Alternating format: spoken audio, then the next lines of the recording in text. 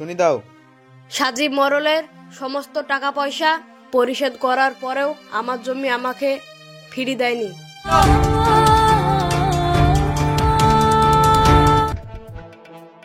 শালো তোর লেগে আমার দাদুর ঠ্যাং ভেঙেছে। সোনালী অতীতের সেই বিধি বৈচিত্র্যময় স্মৃতি, জলঙ্গি নদী, আমি তোমাকে বিদায় দিলাম।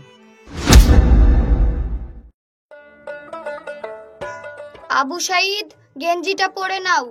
আমি পরবো না। বলছি নি পরে নাও। না, আমি পরবো না। কেনে? তুমি পরবা না কেনে? আমি বেড়াতে যাব। তোমার আব্বু নাই, তুমি কার সাথে বেড়াতে যাবা? বৌমা, ও বৌমা, বলেন আব্বা। আমার জুতোগুলো কোথায়? আবু সাইদ বাইরে ফেলে দিচ্ছে, আমি এনে দিচ্ছি। দাদু ভাই, তুই কোথায় যাবো যাবো করছিলি? আমি নদীর ধারে বেড়াতে যাব। আব্বা লেন আপনার চটি। তুই ছোট ছেলে, নদীর ধারে বেড়াতে যেতে পারিস? তুমি তো আমার চাইতে ছোট ছেলে, আমার সাথেই তো করতে পারো না। এই চোড়ার বড় বড় কথা হয়েছে। বৌমা, আজকে কি 15ই বৈশাখ? হ্যাঁ আব্বা। তাহলে আমিও আজকে ঘাটের ধারে যাব। একটা প্রেসারের ক্যাপসুল আর 1 গ্লাস পানি দিও। আব্বা, আপনার শরীরের অবস্থা ভালো না, ডাক্তারে বাড়ি থেকে বেরোতে নিষেধ করেছে। না বৌমা, আজকে আর আমাকে আটকায়ও না। আমরা 2 ভাই নদীর ধার থেকে বেরিয়ে আসি। ঠিক আছে আব্বা, আমি ওষুধটা এনে দিচ্ছি, খেয়ে যাবেন।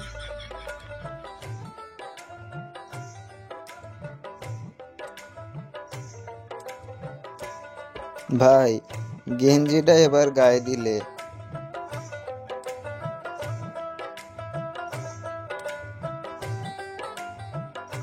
লেন আব্বা। এবার আসো, গেঞ্জিটা পরে নাও।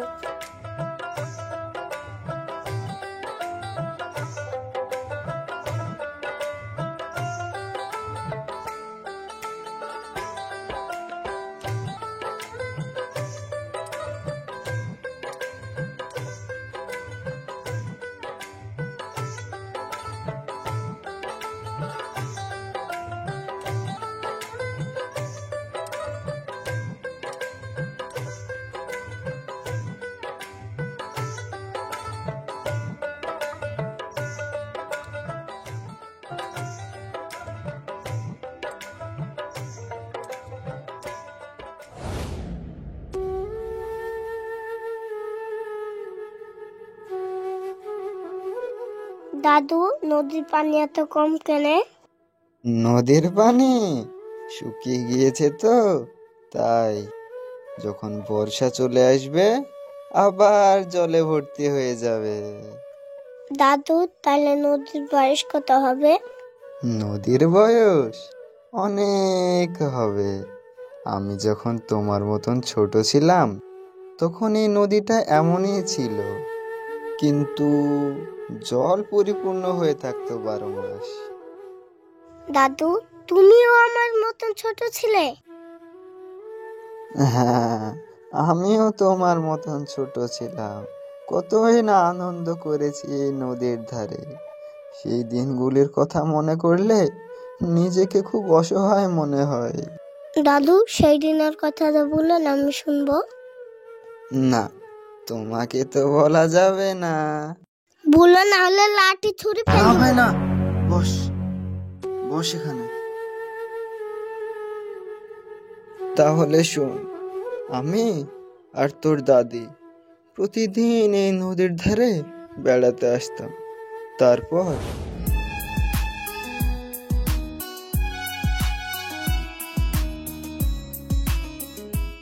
দেখো সাগর, ওই ফুলটা কত সুন্দর। কোথায়? কোনটা? ওইখানে।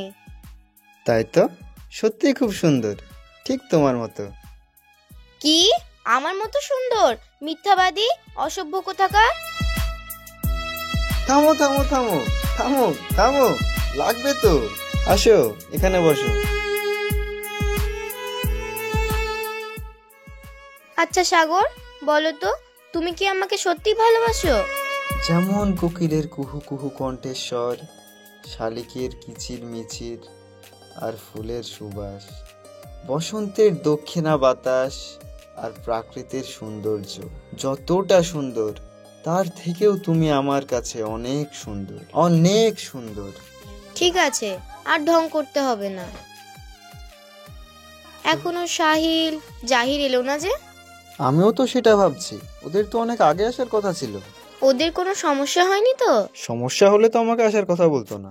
কিরে সাগর, নদীর অপরূপ সৌন্দর্য দেখছিস নাকি প্রেম করছিস? না রে ভাই, দুটোই করছি। সাগর, তোদের দুজনের পবিত্র ভালোবাসা দেখে আমি মুগ্ধ হয়ে গেছি রে ভাই। দেখিস মুনিয়াকে যেন কখনো হারিয়ে না ফেলিস। আমার এই অপরূপ সুন্দরীকে কি আমি কোনোদিন হারাতে পারি? চল আজ তাহলে উঠি। চল।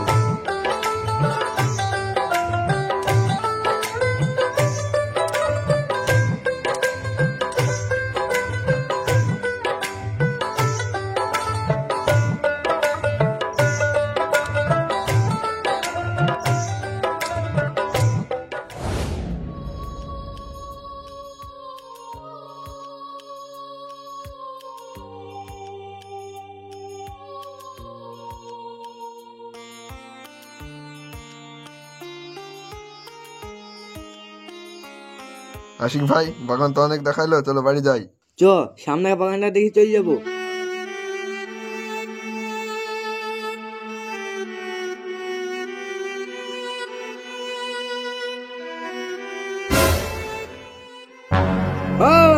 ওখানে কি করছিস? আমি জাফর ইকবাল বাপ, দুটো খড়ি কুড়াছি। তোর তো বিশাল সাহস রে, জমিদার বাগানে তুই খড়ি ভাঙছিস? বাবু, আমি তো বয়স্ক মানুষ, গাছে উঠতে পারিনি, নিচে পড়েছিল, তাই দুটো করেছি। কত কথা ভিতর নাই, ধর চল, ধর এবার এই মাঠালে চ, জমিদার বাড়ি চ, হাট হাট হাট হাট না রে, এই হাট চ। হ্যাঁ দিব এবার, চ জমিদারের কাছে। জলিল, আমি একটা কথা ভাবছি জানিস? বলেন বাবু। ভাবছি এই পুরাতন বাড়িটা তো অনেকদিন ধরে পড়ে আছে, এইখানে একটা বাগান বাড়ি করব। তা করলে ভালো হয়। তাহলে কাল থেকে কাজ শুরু করে দে। ঠিক আছে বাবু, তাই হবে।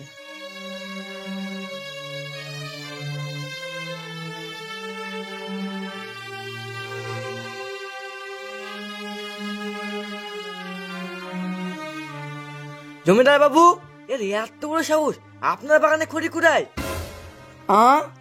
আমার বাগানে খড়ি কুড়িছে? বেটার ভাগ্য ভালো, খড়ি কুড়িছে, না হলে আবার ফালতু ফালতু আমাকে হাতে রক্ত লাগাইতে হইতো। আশিক, ওকে লিচু গাছে বেঁধি আচ্ছারে ধুনাই দে, যাতে লোকে দেখি আমার বাগানে পা দিতে ভয় করে। ঠিক আছে সাহেব, আপনার চোখের সামনে এমন মার মারবো, গোটা বাংলা ম্যাপ আর পিঠে আঁকি দেবো। বাবু, এবারকার মতন আমাকে মাফ করে দেন। আশিক, আমার পা পর্যন্ত কি করে আসে?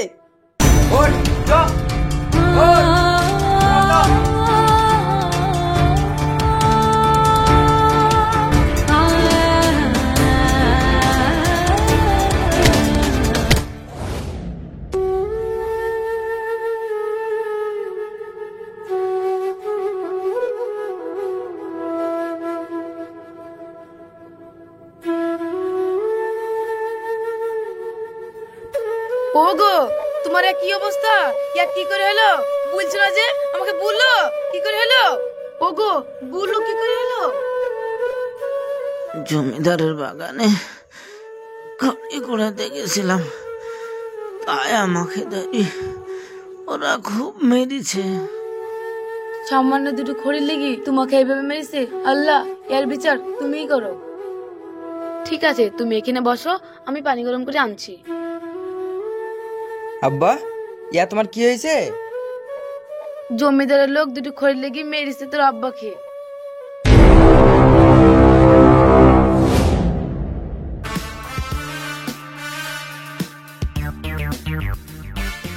মা, আমি আজ ওই জমিদারকে না মারা পর্যন্ত বাড়িতে ঢুকবো না খো। থাম বাপ থাম, ছাড়ো, যাসনি, মাথা গরম আমি আজ করিস ওই জমিদারকে মারবই। তোর হাত ধরে বলছি বাপ, তুই যাসনি। ওরা অনেক বড় লোক, ওদের অনেক টাকা পয়সা, ওদের অনেক ক্ষমতা, তুই একাকে পারবি নি বাপ। সাহিল, তুই কথা শোন বাপ, তুই যাসনি, তোর মা যেটা বলছে শোন। আব্বা, তুমি আজকে আমাকে বারণ করো না, আমি ওকে মেরেই বাড়িতে ঢুকবো। দেখ বাপ, তোর বাপকে মেরেছে তাও ঠিক আছে, কিন্তু তোর কিছু হয়ে গেলে আমি কাকালি বাঁচবো বল? তুই মাথা গরম করিস নি, দে হিসুরা দে, আয় ঘরে এসে বসবি।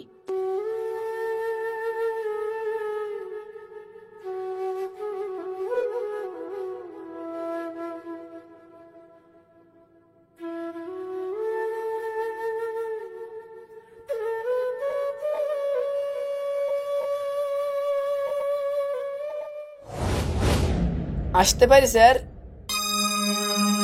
হ্যাঁ আসুন, বলুন কি সমস্যা? না, সেরকম কিছু না। আপনি আমাদের এলাকায় নতুন এসেছেন, তাই আসলাম যদি সেবা টেবা করতে পারি। খুব ভালো কথা। আমি যেরকম জনগণের সেবা করি, জনগণও আমার সাহায্য করুক, এটাই আমি চাই। তাহলে স্যার, আপনার ইচ্ছেটা একবার বললে তো খুব ভালো হতো। ইচ্ছে তো আমার আছেই, আর সেটা হলো সততা। সততা আমার নাই স্যার, আপনি টাকা পয়সা আনন্দ ফুর্তি যা চাইবেন দিয়ে দিব। ও, তাহলে আপনি সেই সাজিব মোড়ল? হ্যাঁ স্যার, ঠিক ধরেছেন, আমি সেই সাজিব মোড়ল। শুনুন, আপনি যদি আর একটা অপরাধ করেছেন, তাহলে আপনাকে ধরে পূর্বের অভিযোগের পাতাগুলিকে একটার পর একটা উল্টিয়ে আপনাকে এমন শাস্তি দেব যা আপনি কল্পনাও করতে পারবেন না। এখন আপনি আসতে পারেন। ঠিক আছে স্যার, আমার নামও সাজিব মোড়ল, আবার দেখা হবে।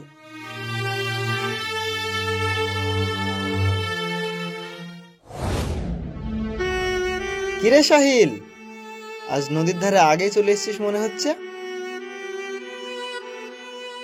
কি ব্যাপার, তোর মন খারাপ কেন? কিছু হয়েছে নাকি? হ্যাঁ রে ভাই, আমার আব্বা ওই সাজে মডেলে বাগানে দুটো খড়ি ভেঙেছিল বলে খুব মেরেছে। আচ্ছা, ওই সাজিব মোড়ল, ও আমারও দাদুর পা ভেঙেছিল। ওই একের পর এক গ্রামের মানুষের উপর অত্যাচার করে চলেছে। আচ্ছা সাহিল, তুই কি বলতে পারবি ওকে জব্দ কিভাবে করা যায়? উপায় একটা আছে, কিন্তু তোকে জাহিরকে আমার সাথ দিতে হবে। তোরা কি সাথ দিবি? আরে থাকবো না মানে? কি কথা বলিস?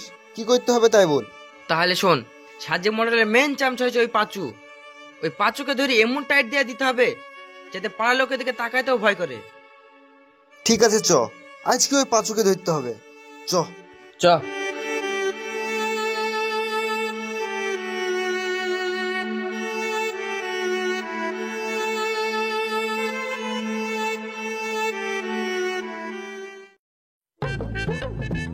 সাহিল, ওই দা মেঘ না চাইতে জল।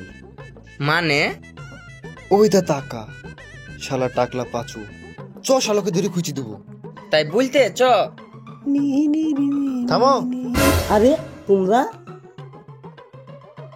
হ্যাঁ আমরা। গান তো খুব সাংঘাতিক ধরেছে পাঁচু ভাই।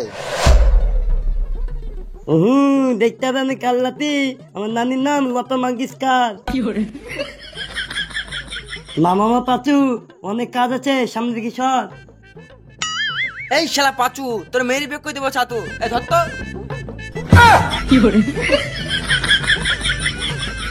হ্যালো।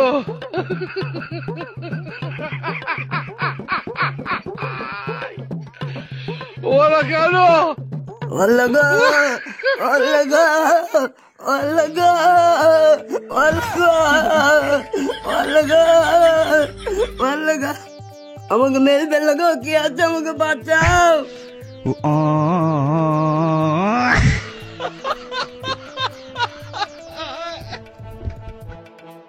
শালো তোর লেগে আমার দাদুর ঠ্যাং ভেঙেছে। তোর লেগে আমার বয়স্ক বাপ মার খেয়েছে। খোঁজ শালাকে।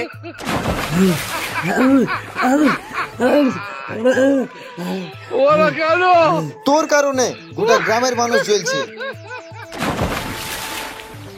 খোঁজ শালাকে। गजब बेइज्जती है। সাগর, অনেক হয়েছে, এই শালা পাঁচকে পানিতেই বেঁধে দিতে হবে। ঠিক আছে, আমি একটা খুসটুস পাইকে দেখি। যা। ও ভাই, ভাই আমাকে ছেড়ে দাও গো। দাঁড়া, তোকে ছাড়ছি।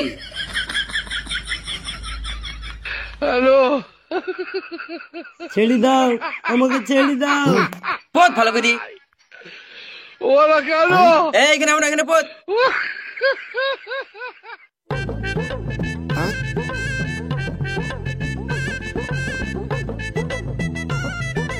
খোল জামা।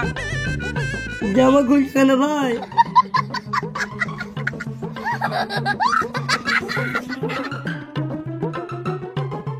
খোল জামা।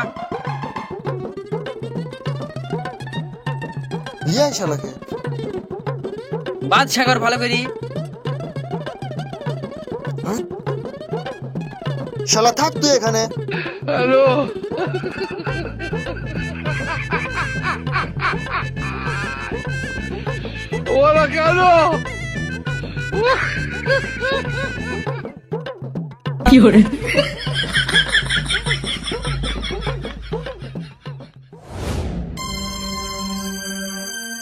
তাহলে আপনি বলতে চাইছেন সাহিল আর সাগর মেলি পাঁচকে ধরে এইভাবে মেরিছে? মেরিছে কি বলছেন স্যার? আমারই আম বাগানে এমন মার মেরিছে, মেরি আবার পানিতে ফেল দিয়েছে। কোন রকম জান্ডা বাচ্চা পালে এসছে। তাহলে পাঁচু যা বলছে সব ঠিক? হ্যাঁ স্যার, ওরা যেভাবে আমাকে মেরেছে, ওরা কাপড় খুঁচাগিরি খুঁচিছে। তুমি চুপেন স্যার, কাঁদেন না। তাহলে আপনি বলতে চাইছেন বাগানটা আপনার বাগান? হ্যাঁ স্যার। 2428 নম্বর দাগ? হ্যাঁ স্যার, এ তো দেখছি আপনি আমার অনেক খোঁজ খবর রাখেন। হাবেলদার, পড়ো তো এটা কি আছে, শুনি দাও। সাজিব মরলের সমস্ত টাকা পয়সা পরিশোধ করার পরেও আমার জমি আমাকে ফিরিয়ে দেয়নি। কি মোড়ল সাহেব, এটা কি ঠিক পড়ছে? না না স্যার, আপনার কোথাও ভুল হয়েছে। শালা পরের জমি দখল করি আবার আমাকে বলছিস আমার ভুল হয়েছে? স্যার আমার ভুল হয়ে গেছে স্যার, আমার অন্যায় হয়ে গেছে, আমাকে ক্ষমা করে দেন। মোড়ল, এখনো বলছি শুধরি যা, না হলে তোকে তোর বাপও বাঁচাতে পারবে না। ঠিক আছে স্যার। গজব বেইজ্জতি है।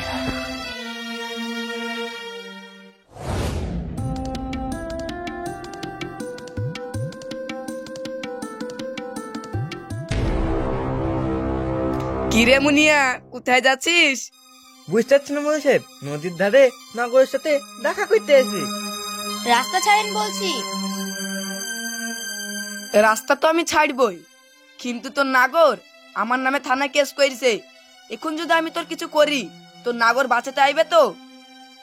তাহলে তুইও শুনে রাখ সাজিব মোড়ল, আমার ওই সাগর থাকতে তুই আমার কিচ্ছু করতে পারবি না। তাহলে ঠিক আছে, ডাক তোর নাগরকে, দেখি কি করে।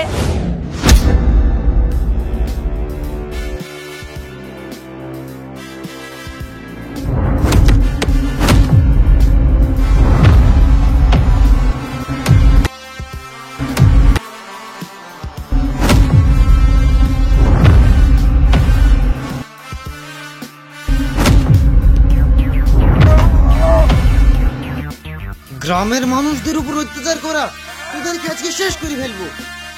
বেইমানি করে লোকে জমি দখল করবে আর বল? আমাকে বাগানে বাঁচানোর মতো কেউ নেই।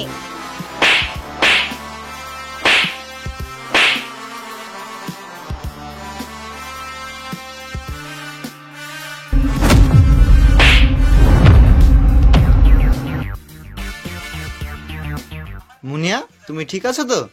হ্যাঁ হ্যাঁ, আমি ঠিক আছি। চলো।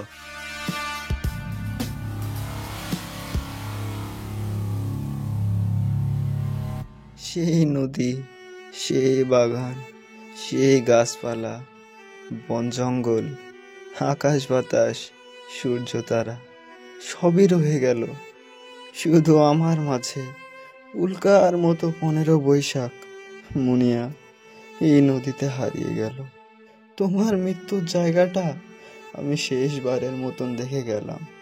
ডাক্তার বলেছেন আমার আয়ু মাত্র 1 সপ্তাহ।